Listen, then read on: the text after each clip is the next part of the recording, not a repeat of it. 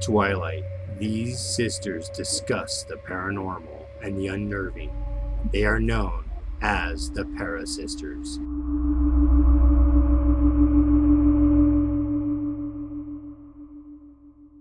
Hi guys, welcome to ParaSisters. I'm Tristain, And I'm Rebecca.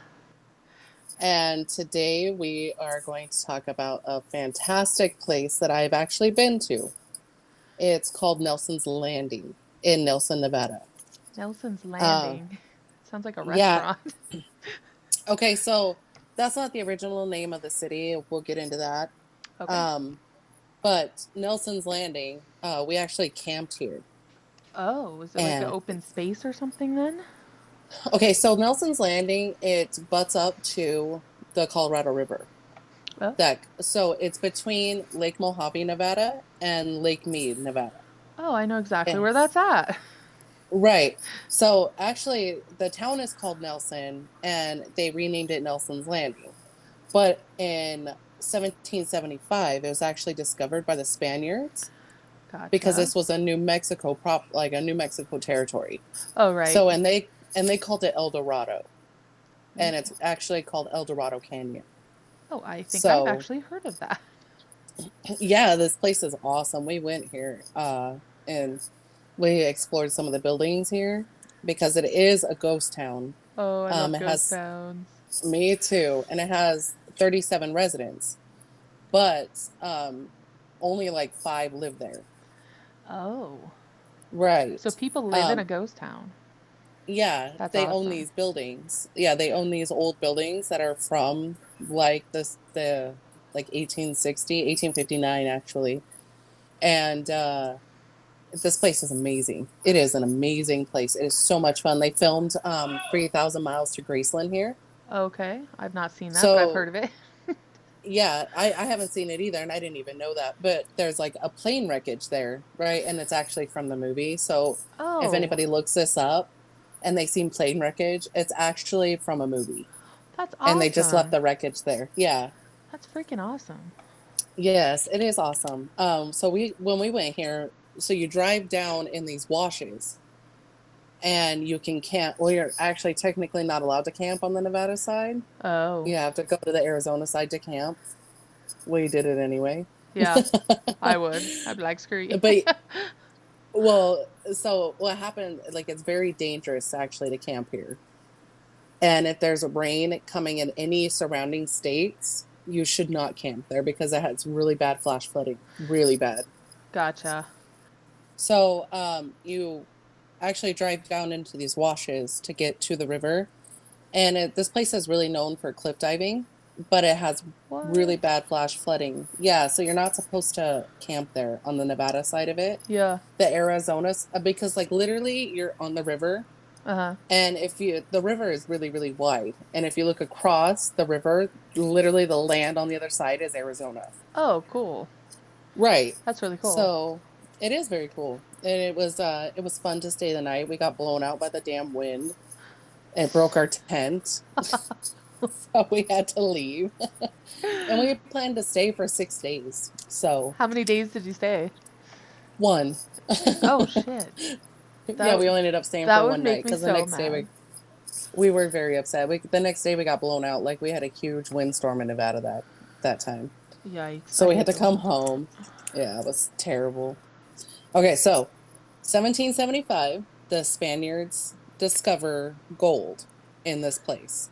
Um, Gotcha. and they name it El Dorado because, that's the city of gold. Um, so they named it El Dorado, which became later known as Eldorado Canyon. And then it actually has many different names. So we'll get into that. In 1859, like American people, like white people, white Right. settlers, Settlers. actually made their first major gold strike Oh. in El Dorado. Um, and this is one of the biggest mining booms in our state's history, in Nevada state history. Right. So by 1861, it's officially called the New Mexico Territory.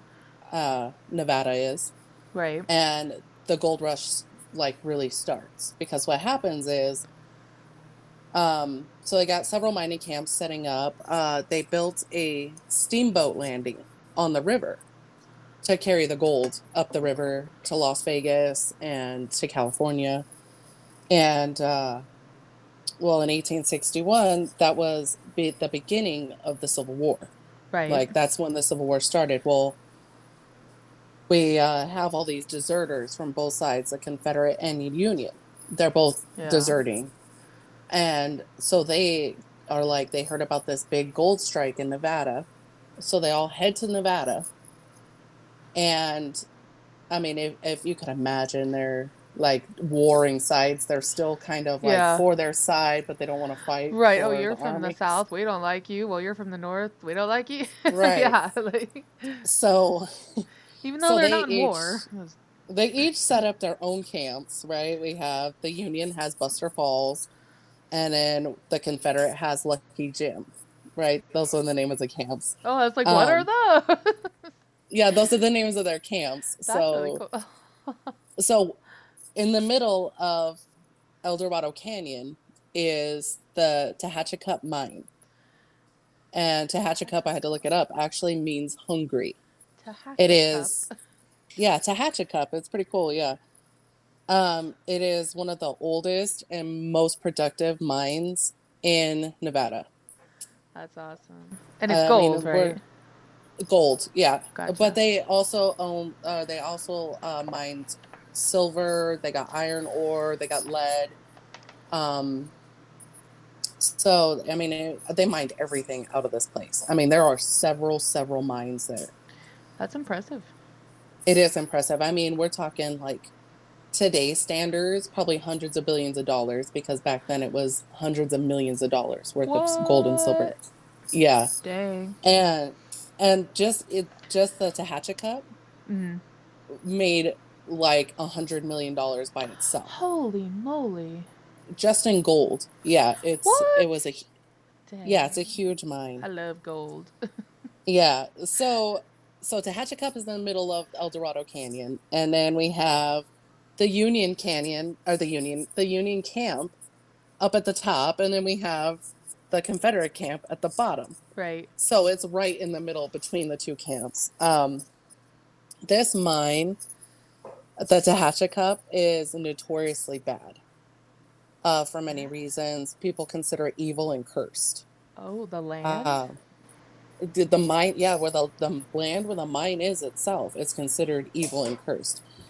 Because, I mean, they had disagreements over ownership, management, labor disputes, and it resulted in wanton killings so frequent that it was considered routine and ordinary for people to die. Yeah, for people to die here. Yeah, it is terrible. It's ridiculously terrible.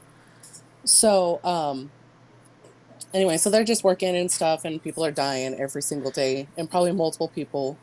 And it's not like nice deaths or anything like that. Well, question, is it men and women, or is it just the men? Like, I don't know if the camps have like women and like families, or is it? They do, and we'll get into some of those. But as far as when the mine first started, I believe it was mostly men. Right, of course. Okay. Yeah, just like these settlers who come and then they're like making their gold, their claims on the land and stuff like that. So they would work it. They would work the mines, and at this point, there's multiple mines. I don't have names for any of the rest of them. They just call them the other mines. Oh, those other mines over there. Right, because the Tehachacup was the mine.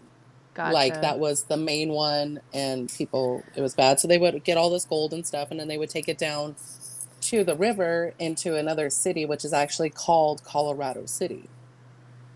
In Arizona? So so they had like a dock, and they had steamboat landings and stuff like that. Yeah. That's why it's called Nelson's Landing, by the way, now, because there used to be a landing there. Gotcha. No, that makes more sense. Yeah.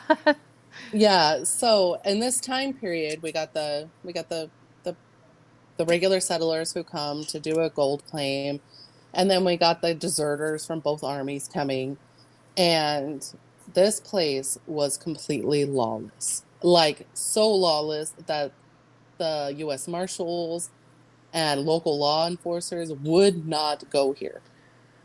Wow. They would not intervene at all. They actually had to establish a military outpost just to keep the two camps from warring each other.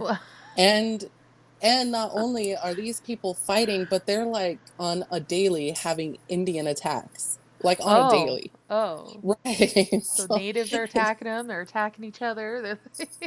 Right. Like this place was so bad. So they like murder, unspeakably horrible deaths occurred here daily. Many dead were found in the mine shafts. What? Like, yeah, you just go like open business one day and just like walk down into your mine. I'm like, oh shit, there's a dead body. Another one. Throw it in the pile with the others. That's kind of like how it was. Really? Yeah, like it was so bad. So, a lot of people dead were found here. Most notably, Kehoe. His name was Kehoe. He was an Indian from a reservation not far from the camps. He's actually considered Nevada's first serial killer. What? Yeah. So they're saying that he killed 23 people, What? maybe more, because within his own people, he was a half-breed. He was half from one tribe and half another. Oh, right. So he was an outcast, and they called him half-breed. He was born with a club foot, so that already makes you less than human, you know. So they were really horrible to him. Well, one day he decides, you know what, I'm done with this shit. So he kills 3 people in his own tribe and escapes. Wow, nice guy. Yeah, and he goes to Nelson, and which was Eldorado at the time. So he goes to Eldorado, and like while he's in Eldorado, so he leaves and he goes he leaves his tribe, hits Las Vegas on the way, right? On his way to Eldorado, he beats a man in Las Vegas who is helping him get his shit together, someone that's all helping of his gear. him? Yeah, helping him get his gear together. Well, I guess he pissed him off and he beat him with an axe handle. That's not funny. That's terrible. It is terrible. So then he goes on and he gets to Eldorado, where at this time, once this guy gets beaten, they form this posse to come and get him. Right. Well, it's crazy because this posse they form, they come and chase him, right? And in his wake, he leaves other dead bodies that they're attributing to him. Right. That they're giving him the credit for these. And so they're chasing him, but they eventually give up. They can't find him. They're just screw it. Right. So what happened was, because he has a club foot, he leaves a very distinct impression in the ground. So they're like, oh, here he was here. Right. But now his tracks are gone. So they try to follow the tracks, and they eventually give up because quitters. They thought it would be easy to find it, but they didn't. So then, like I said, Arizona is on the other side of this river. Right. And Nevada is on one side and Arizona's on the other. Well, on the Arizona side, so he's on the run for 8 years, and on the Arizona side at this time, 4 adults were found shot dead, and several children were shot dead. Oh, what? And they're attributing this to him also, yes. And then on the Nevada side, around the same period, they know for sure that he killed at least 1 sheep herder and multiple prospectors. And they had taken all the belongings. Well, in the Arizona one, none of their belongings were taken. So they're saying that it was him, but they don't know for sure. But right, because the MOs don't really match up necessarily. Right, in the Nevada cases, all of their belongings were actually taken. So anyway, he's on the run forever. This started in 1910. In 1910, this is how it started. In 1919, he actually kills a woman that is at the mouth, like her house is at the mouth of the Tehachapi mine. Right. So, and her house was ransacked and he murdered her. Ugh. But at this point, all unsolved murders now are related to this guy. Oh yeah, he's Even just though, doing it. He's doing it all. right, It's him. right. So, but, Listen, so all these unrelated. could What? you imagine being a killer, like a bad guy back then? You kill someone and you just know that most likely it's going to be blamed on someone else. Like you don't even have to worry about it. Like, Right. And this is what drives me kind of a little crazy about this because this place was so bad. right. So bad, so lawless, and just awful to live in. Like before he even got here, but now they're like, oh, Kehoe's here. Let's just blame everything on him. It's all his fault. So, like we have no fault now. That's like, awful. Right, I feel bad. Like, It's weird because I'm going back and forth. Like I felt bad for the guy, and then I'm like, oh well, he's not very nice. And then I'm like, oh, I feel kind of bad for him again. It's like right. Oh, but his story is not done. His story is not done. So, in 1920 or 1919, he kills this lady. Right. After that, after they found this lady, nobody hears anything from him. oh, Like 1920, nothing, right? Well, in 1940, Kehoe's remains were found in a mine shaft mummified. 1940. Yeah, 20 years later, they found What? his remains. Yeah, and he was mummified. And nobody knows how he died or, anything like that. So this is where it gets really sad for Kehoe. So his body exchanged hands a lot, right?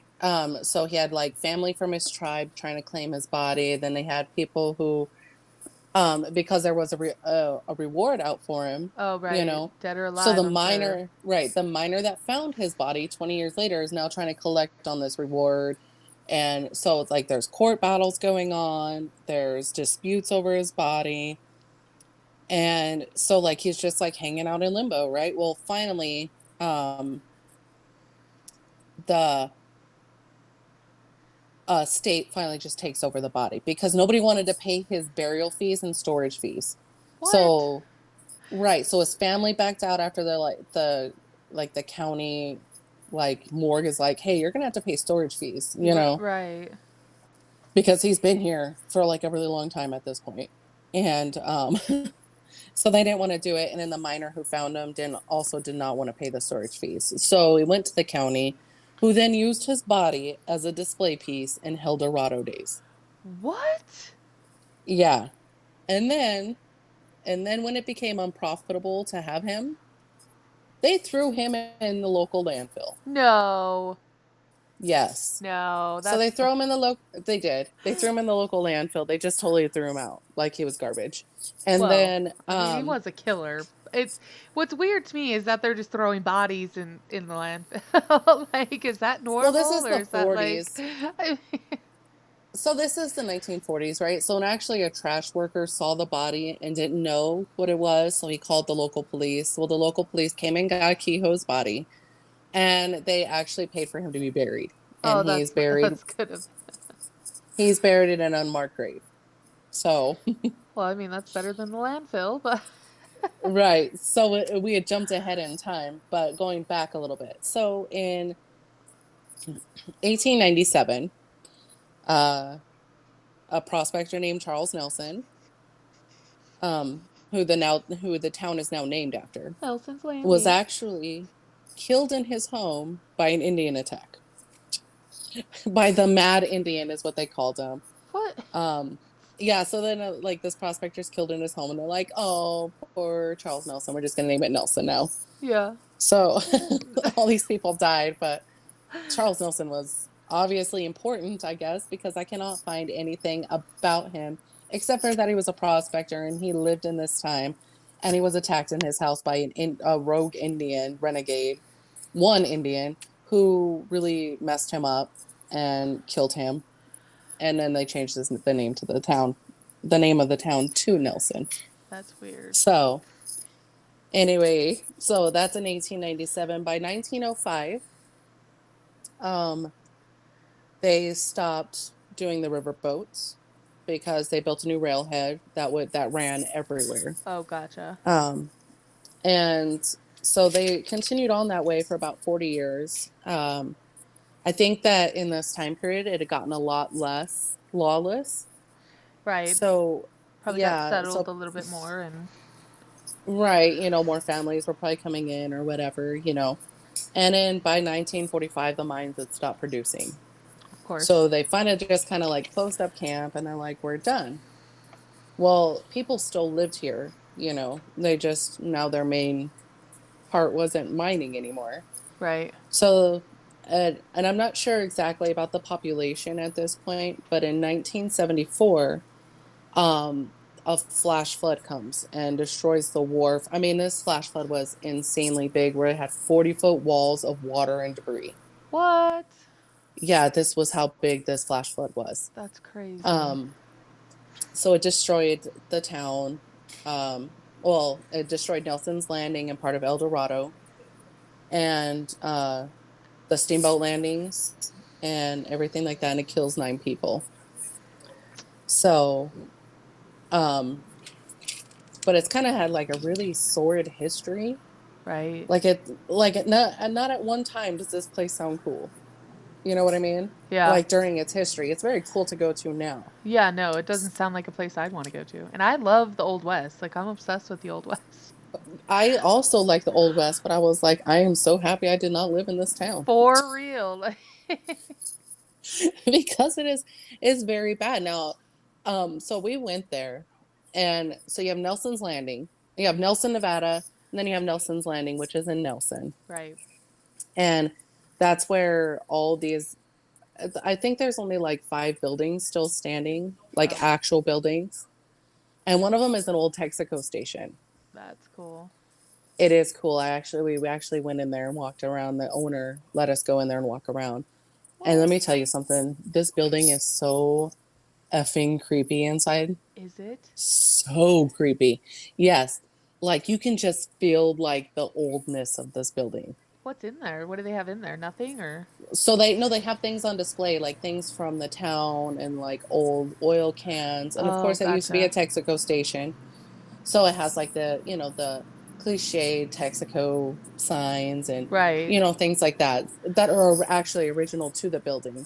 They have like old Coke bottles, but they have like a lot of pictures and historical things right. like put up in here. And it's actually very neat, but you can just feel the building itself feels oppressive because it's very dark inside there. I mean, you can imagine that when they built these buildings, right. they kind of did it in a hurry.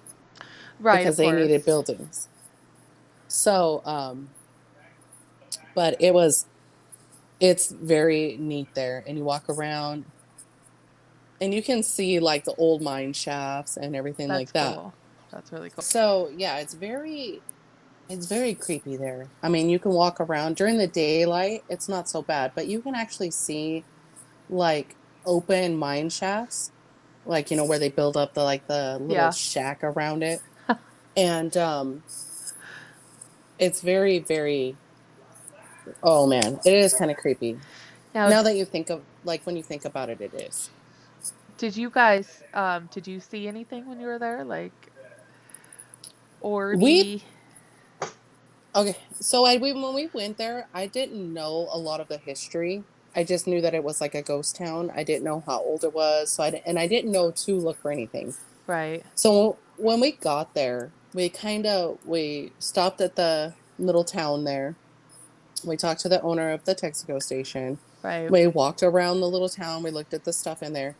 And so it started like going more toward evening time. So we wanted to find a place to camp and set up our tent. Totally, yeah.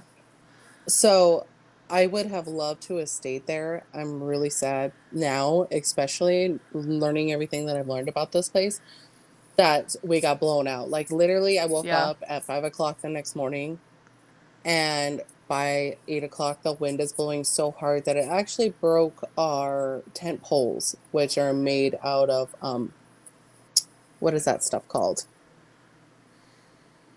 They're I can't remember what it's called. carbon fiber. They're carbon fiber. Oh, they're not even the fiberglass ones. They're carbon fiber. No, they're carbon Wow. fiber tent poles. Yeah, it actually broke one That's of our tent poles. impressive. Yeah, and I mean, funny story, like a little funny side story. So we get home, right? And it's still like it's like springtime, so we hadn't set up our pool all the way yet. So it had Right. like probably, I don't know, probably like 8 inches of water in the bottom of it. We get home and our pool is in our tree.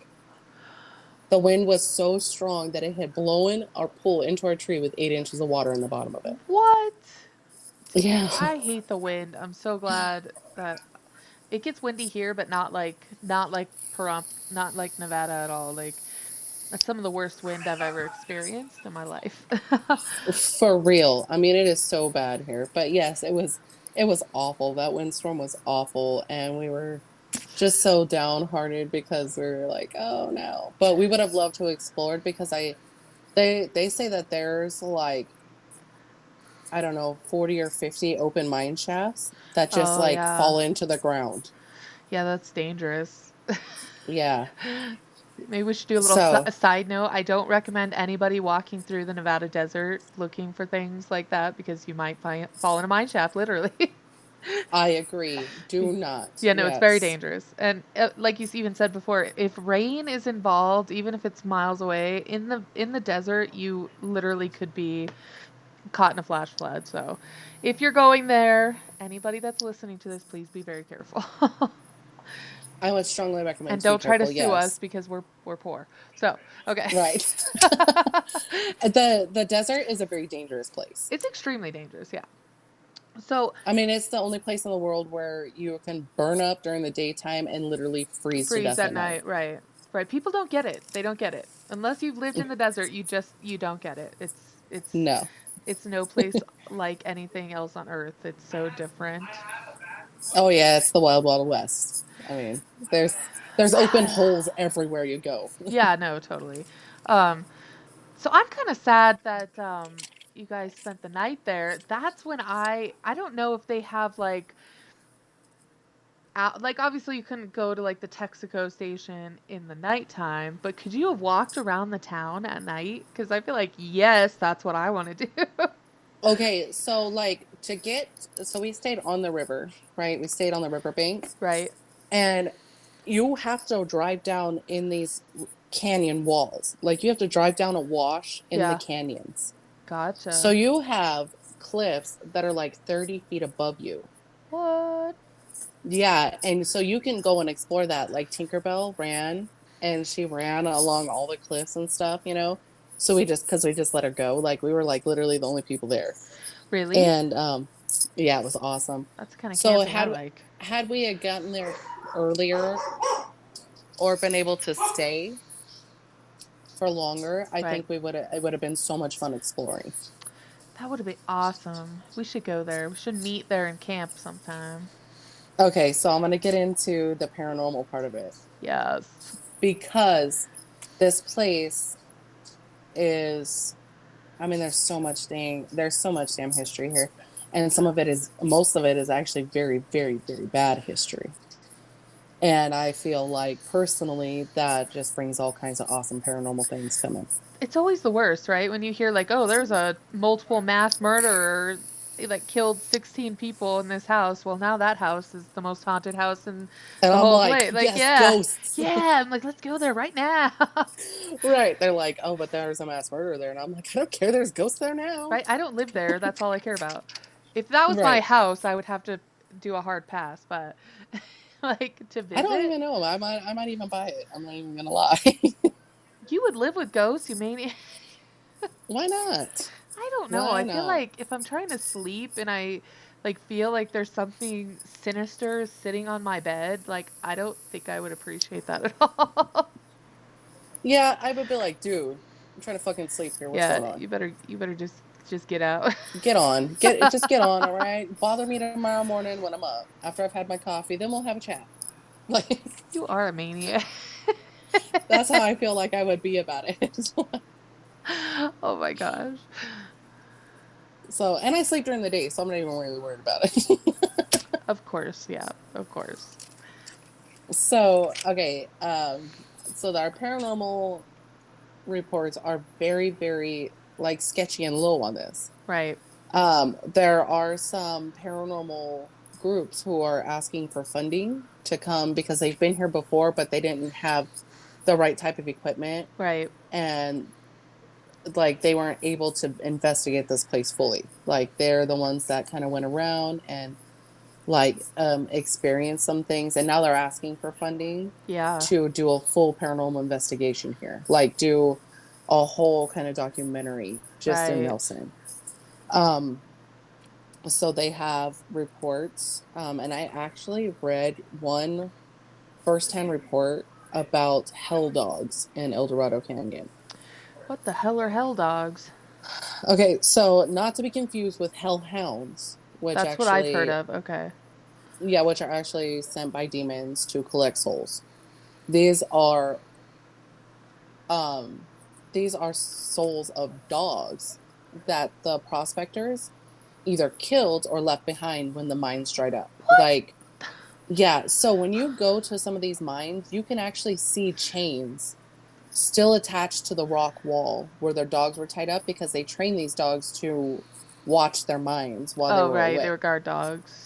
They were guard dogs for the mines, yeah. And when the mines dried up, the prospectors, when they moved on, had no use for these dogs anymore. So they either killed them or just left them there, That is chained to the so wall. awful. Oh my gosh. I can't It is even. very awful, yeah. And so the first-hand account that I read was of these two brothers who went there, and they actually went there to camp. And while they were exploring, they saw some of these chains hooked up to these mine shafts. Right. And later on that night, they're starting to get settled down for camp, and they start their little campfire, and they hear growling. And so they're like not really thinking much of it, thinking maybe it's like like a coyote or something that we have in the desert. Right. Well, then more starts growling and more start growling. And so now they have multiple growls coming from multiple places. And so they, of course, get their flashlight and they're like, what the hell's going on? Well, there's nothing. There's Right. nothing going on. Like they see absolutely nothing. They just hear growls, and then they hear like shuffling. What? So they're like, all right, screw this shit. We're out of here. Yeah. So they start to pack up their stuff. And these things give chase. They're like chasing them? Now they are chasing these boys, these brothers who are out just camping. They're now chasing these boys, and the one who was telling the story of this, he said that you can actually hear them chasing the car down as they're leaving the canyons. What? Yeah, like actually chasing him. He's like, you can Crazy. hear it, them running and growling and like snuffling. He said it was the scariest thing that has ever happened to him in his whole life. That really trips me out. I've not really heard a lot of things about ghost dogs or hell dogs. I have not or like, either. you know what I mean? Like that's not something that. I mean, I'm sure there are ghost pets. I don't know, but I've not really heard where they're certainly where they're attacking people and like like. Right. And then I read another, it's not necessarily a first-hand account, it's more like a third-hand account Right. of the story was told to them where they were actually attacked by these dogs and got bite marks from them, Really. but could not see the dogs. That really trips And me out. right, and their story kind of really starts the same way where they were just kind of like hanging out, and then they hear Right. like snarling and growling and shuffling, and then like gnashing of teeth, and they were actually attacked. So that would be really something interesting to see. Yeah, that'd be if crazy actually. Like bring some treats. Right. Be like, here, doggy. Right. And what's weird is like, okay, so when we stayed the night, like Tinkerbell walked around and it was still daylight, So Right. when we started to make camp for the night, like we called her into the tent, and she kind of was like on alert. Oh, like she was hearing things or like. Right. Which at the time, like when we had made camp and stuff, this group of people like were up a little bit of ways, and they were just like having like a bonfire and a party, like Oh, smoking right. weed, drinking. Yeah. And So at first I thought it might be them, but then when they left, she was still like really on high alert, like growling randomly. And you know Tinkerbell, she didn't really do things like that. Yeah. So I don't know. So I'm really interested to see if there is some like, solid evidence to these claims. And I would love to go here now as like a paranormal investigator and look at this. I know. I want to go So, there. well, I want to spend the they night. do have, I do want to spend the night. Yes. That would be so awesome. Yeah, spend the night. I would spend a few nights here. Totally, man. And do like I really want to do like a walkthrough of the town at night and see like. Yes. That'd be Yes. crazy. It would be crazy. I mean, if murder was a daily routine here, like if Yeah, that I was could like on a daily, can you imagine what kind of spirits would be here? Yeah, there must be like thousands of people that passed through there and multiple hundreds that died, most likely. So it's like, yeah, that'd be pretty awesome. It would be awesome. Now, so they do have like mine tours where you can go tour some of the mines that are safer, Oh, gotcha. Yeah.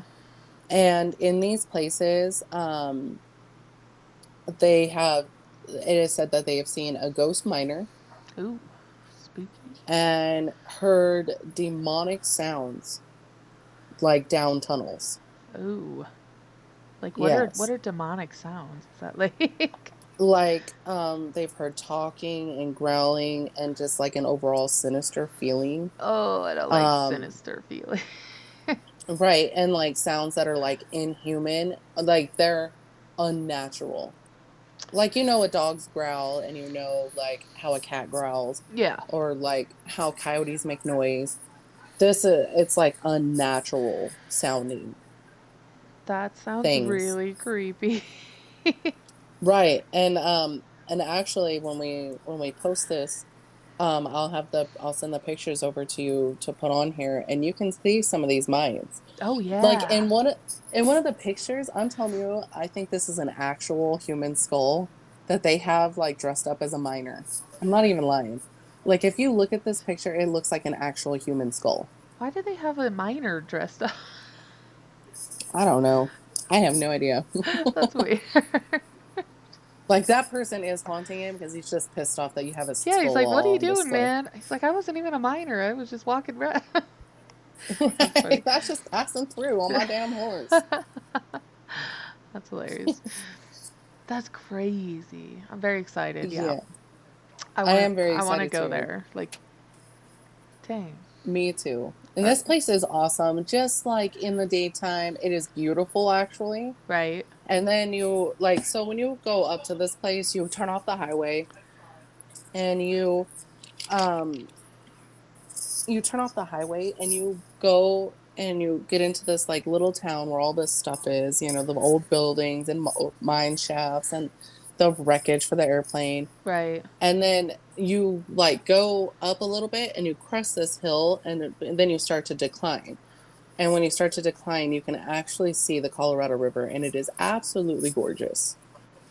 I remember waking up at like 5 o'clock in the morning and the sun was just cresting the horizon. Right. And it was so beautiful on the river. And I was the only one awake. And it was just very, very peaceful. Now, I know how the Colorado River is here. Is it like rushing through or is it like more sedate and tranquil? Can you swim there? No, it is sedate and tranquil. Dustin and the boys had done some like swimming near the shore. Right.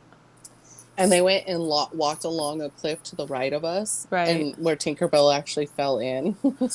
That's fantastic. She fell into the river. But yeah, they have like a lot of cliff diving and stuff there. You can swim there. So it's deep. And it's obviously deep enough to dive into, hopefully. I would say Otherwise, probably 50, 60 feet. Probably 50, 60 feet at its deepest point. Wow. Because they have all these cliffs, yeah. Yeah, no, that's impressive, huh? It is, yeah. Yeah, but it's just it's so quiet there, and it is kind of an eerie quiet. Ooh. I didn't think about it at the time. Of course not, yeah. But I mean, it is kind of eerily quiet there. And it's not very... I didn't hear birds when I woke up in the morning. Oh, that's weird.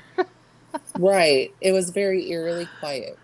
Now, you said there weren't a lot of people there. Is that pretty typical, do you think? Or is that like the time of year that you guys went or Well, it had something to do with the time of year because we went and it was like springtime, so the water was still pretty chilly. yeah, It wasn't like in the height of the summer season.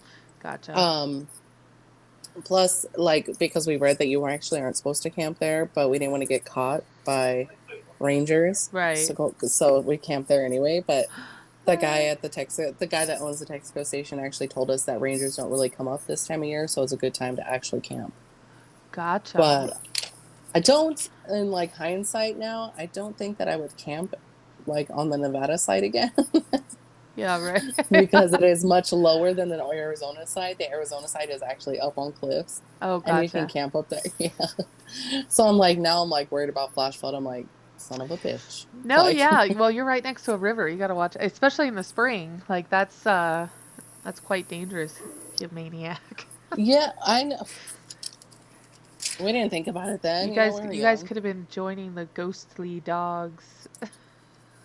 For real, right? I'd be running them bitches. Like, find me some gold, puppies. Yep.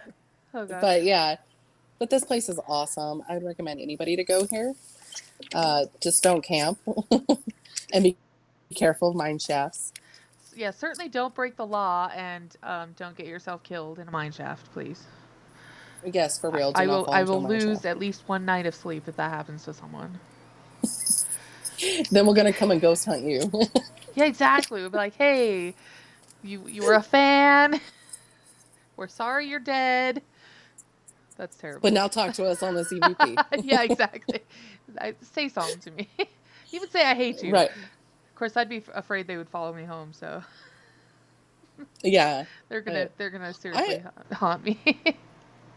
I also am afraid of something following me home on a ghost hunt. I don't know how likely it is, but I have heard stories, and I that would be my fear that it would like me or hate me, but I don't know which one, but and decide that it's gonna come see where I live. Right. Right. But yes, so we'll post the pictures Yeah, when there's definitely we gonna be pictures. yes. And Yeah. just do some research on this place because it is actually a fantastic history, just not a very good one. Sometimes that's all it is, right? It's got the good Right. history. Sometimes the bad stuff's Right. the good stuff. Right. I mean, but this place, like from all accounts, like early settlers and stuff, they just thought this whole place was cursed. Yeah, I wonder if that goes back to even like Native Americans, like if they thought if it always has had like a bad vibe or if it's like, that maybe the natives are upset that the white man came and took it Well, over. see, when the Spaniards came, I don't think anybody lived on this land. So Oh, there must be a interesting. good reason. Right, because if it has like a river and it's like it looks like it might be an all right place to even set up a temporary camp, or that is odd that nobody had settled there permanently at any point. Well, yeah, and to think about it now, like there's a reason why there's only 37 presidents. Interesting.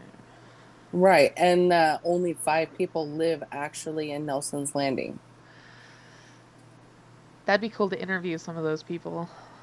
I think it would be very awesome to interview some of these people too. Like, because I want to know like firsthand accounts. Like, and I don't know if maybe there's like some kind of land thing why people don't investigate this place, or Oh, maybe the people who live here don't want that kind of thing going on around there. You know what I mean? They don't want to be known as haunted so that people won't come. yeah, I could see that. They don't want to be overrun by us or Right. people like us. I mean, but they do have tours of the mines, you know. You can actually have a wedding there. They have like That's outdoor weird. things. Yeah, I saw some wedding pictures and I was like, not I my don't know. dream Yeah, wedding, I don't but know. That's to a each their little. own. I bet it was cheap. Probably $10. That's terrible. Okay. I'm not a nice person, apparently. Okay. We can't get our venue, but we can get Nelson's Landing for $10. Let's do it.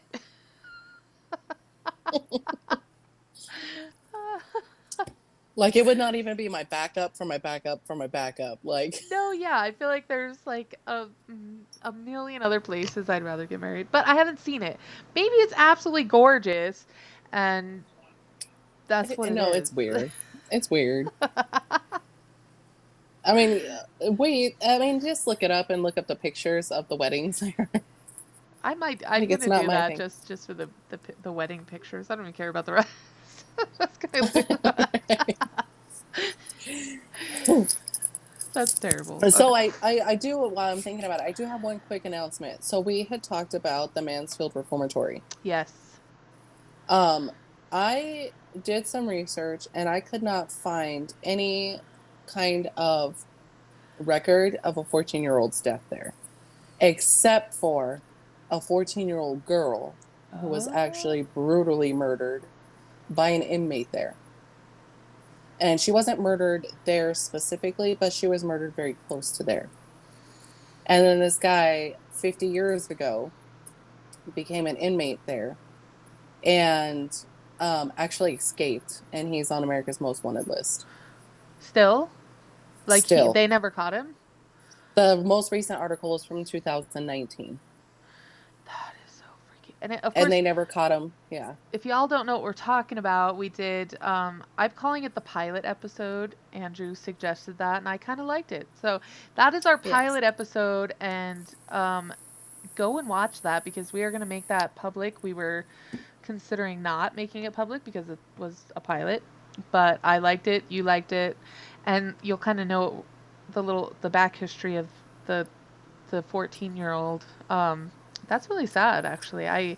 It's weird that I never even heard or said, like, people claim they saw the 14-year-old or hear, like, a medium, I think I told you, said that they had been in contact with the boy in the basement. So that's really interesting and really sad.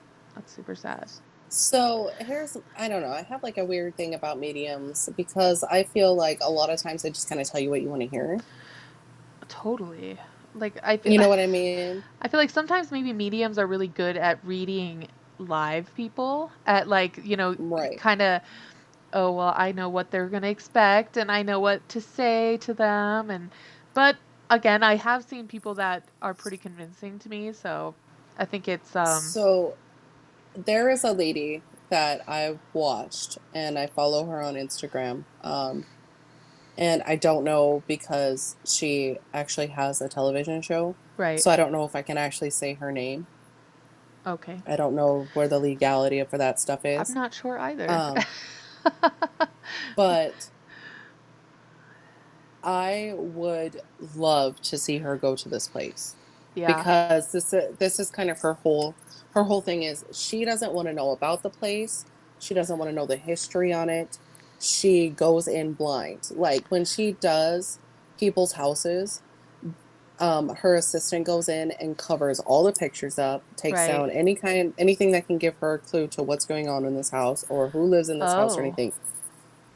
And then she has a partner who actually like delves into the history of the place, and talks to the people who own the place, but they do not talk to each other. She has no idea going into this place what is going on here. That's awesome. Okay. So I would really like to see her do a place like that because she's going to go in with no firsthand knowledge. Right. And she's going to come up with her own thing. And I would be really interested to see what she picks up in there. That would be interesting. I would like to be there if she. I mean, has she done it? Do we know if she's done it or not? Or I don't know. She may have it like early on in her career before she like became television famous. You know what I mean? Gotcha. Okay. But as far as I know, like some of her back history is that she actually had a traumatic event happen to her when she was a child. Oh. Because of spirits. Oh. Yeah. So, but she talks to them. Like she doesn't necessarily talk to them where they actually talk to her. Right. It's more like they give her impressions and feelings and show her things. Okay, I've heard a lot of mediums say that, so yeah, that's interesting. Right. So they're not like, hey, my name is Jim. I've lived here for 15,000 years, you know? So it's What not up? anything like, yeah, it's not anything like that. It's more impression. And she can actually like see events that have taken place there. Oh. Oh, like imprints Yeah. or things like that. Right. Like an energy imprint type thing. That's crazy. Yeah. So I would really trust her to go into this place and see what was going on. Yeah. I'll Yeah. take her to Nelson's Landing. I was just thinking that, like, oh, we should also say go to Nelson's Landing and see what's up there. Get those dogs. Right. Just, you know, I mean, like, obviously you can tell that it's a really old place because it has really old things there. But Right. if you don't know the history, like knowing the history now, I really want to go back here. Yeah, we'll put that on the list maybe. What do you think? We'll I go and camp there on our cross country journey, so and see what's going on. Yeah. yeah, totally, Do man. some investigating, just walk around at night, see what the hell's going on there. Totes. Totes. Yeah, I was really excited about this place because I was like trying to think and think, and I was like, what should I do? Because there's a lot of stuff here, but Yeah. some of it's really well known and some of it is not. And Nelson's Landing is not one of the more known places in Yeah. Nevada, period. I've Like never it's heard of not, it, and I lived there for 10 years, yeah. so there you go. Yeah, it's actually very cool. It's a very cool place to go, just on a normal basis, Yeah, no. not even for paranormal. So that's totally awesome. So we were talking about Nelson's Landing, and I'm Rebecca. And I'm Tristan. And we are the ParaSisters. And please, please, if you enjoy what you're hearing, like, subscribe, and share. We're going to have all of our links down in the descriptions of this video. And like I said, go back and watch that first one. And even give us, like, you know, we're taking tips too. So not the monetary kind, the kind that tells us what you like and what you don't like. So totally let We'll us take know. monetary tips too. Dude, I'm always taking tips, honestly. Like, if somebody wants to just be like, hey, I'm sending you $20, I'll be like, cool, here's my PayPal. So that's what. Right. If they want I to mean, do, I'm even if down. it's something like don't eat yellow snow, we'll take those tips too. You know, Okay, we'll take any kind of I'm tips. taking tips. Tips of any sort. Leave them for us. Let us know what's up. And we hope you watch our next one. Join us again. Also, if you guys have something that you want us to investigate or do some back history on, just please let us know. Most definitely, because we're kind of just going to be going back and forth, sharing places that we are interested in. But if we're not saying things that you guys are interested in, let us know, and we like doing the research, the history, and any kind of paranormal stuff about that place. That's what we're into, and that's what we're going for. So. Totally, yeah. Subscribe. That's the number one thing. We need those subscriptions. Like and share, please. Yes, most Yes. definitely. And we will catch you on the flip side.